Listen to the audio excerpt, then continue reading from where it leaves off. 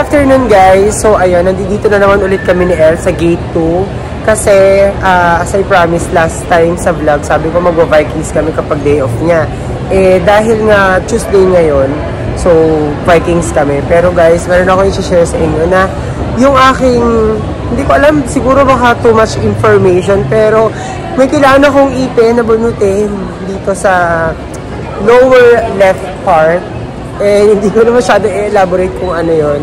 Tapos, ngayon, pababa tayo sa... Ay nga pala guys, dumating na yung aking mic. Yung isa from TNW. Yun nga lang, wala akong OTG. Pero yung isa naman, meron dalawang transmitter which is for Type-C and for iPhone. Siguro baka mamaya ko na lang itatry pag uwi sa bahay. Kasi pilitin ko man na ipalalamove siya going here dito sa may gateway. Wala sumasagot sa mga kapatid ko. Nasa labas siguro sila.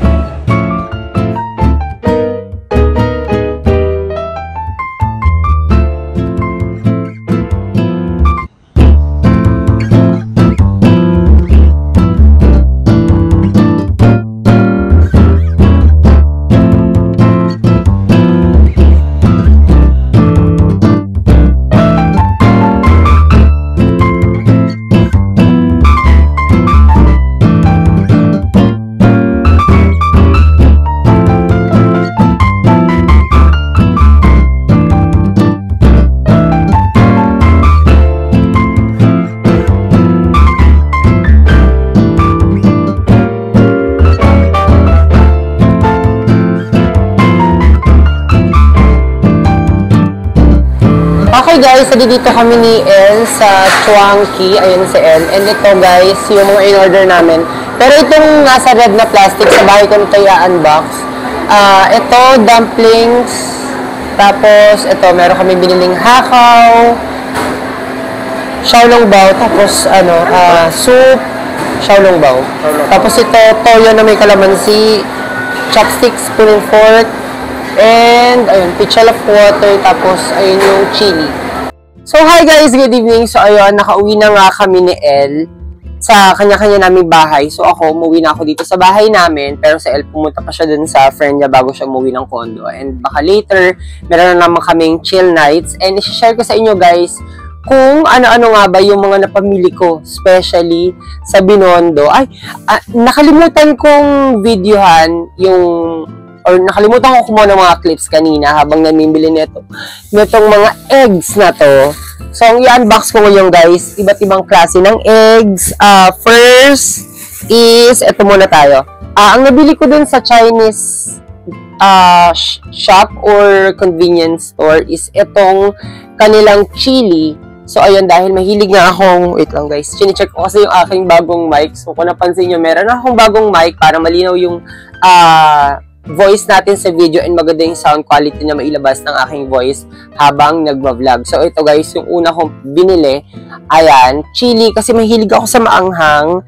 And, ito, bumili din ako nito guys, actually 10 pieces to, yung isa kinain na namin dun sa Chunky, kung saan parang pangalawa or pangatlong beses na namin ni El na kumain dun. So, itong golden egg, Duck State Queen, yung nakalagay dito sa kanyang packaging.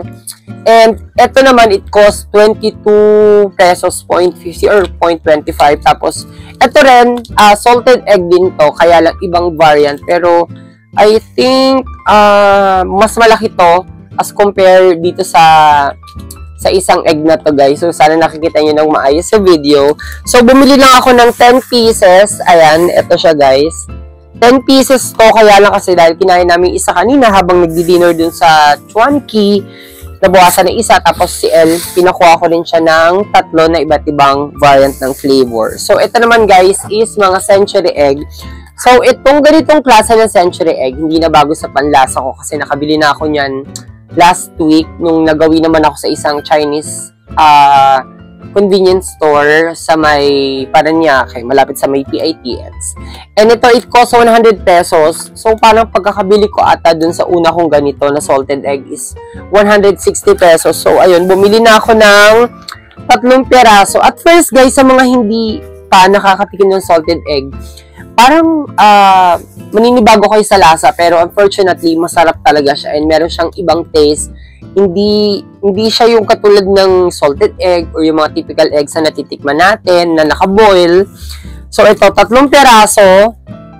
Ayan, hindi ko kasi mabasa kung ano nakalagay sa packaging, pero ito siya, guys. And, ayan, for 100 pesos lang. So, bumili na akong 3 pieces. Tapos, bumili na rin ako netong Gongfu na duck egg. Ito naman, century egg din siya. Ito, it costs 150 pesos. Ito siya, guys. Sa 150 pesos, meron na siyang 4. And, ang laki.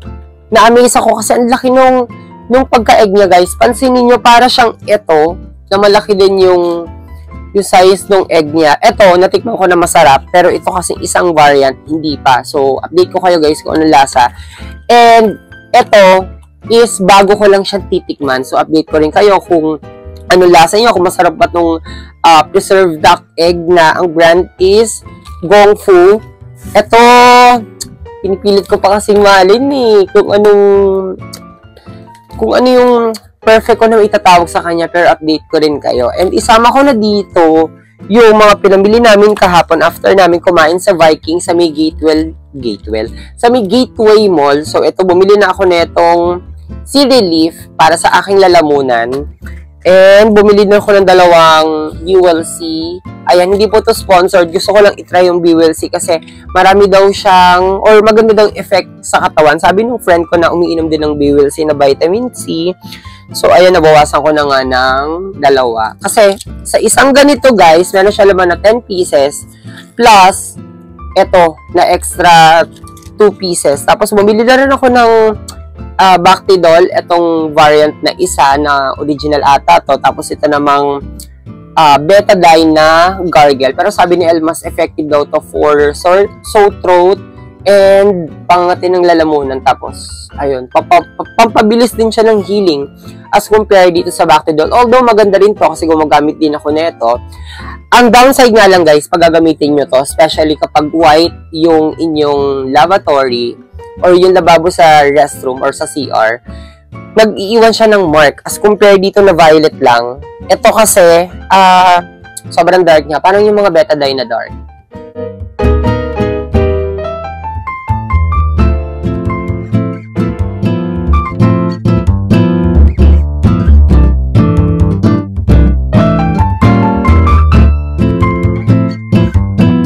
Good afternoon, guys. So, ayun, on the way ako sa bahay ng friend ko sa may Pasig.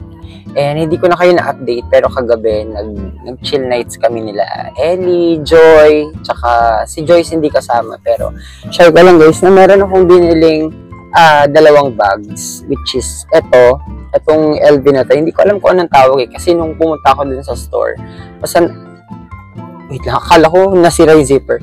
Nung pumunta ako sa store, nung nakita ko siya, sabi ko, kuha na ako nito. Tapos kumuha ako ng isang Kelly na gold or tan ba ang tawag dun, in white stitches. Pero brown siya, tapos white stitches.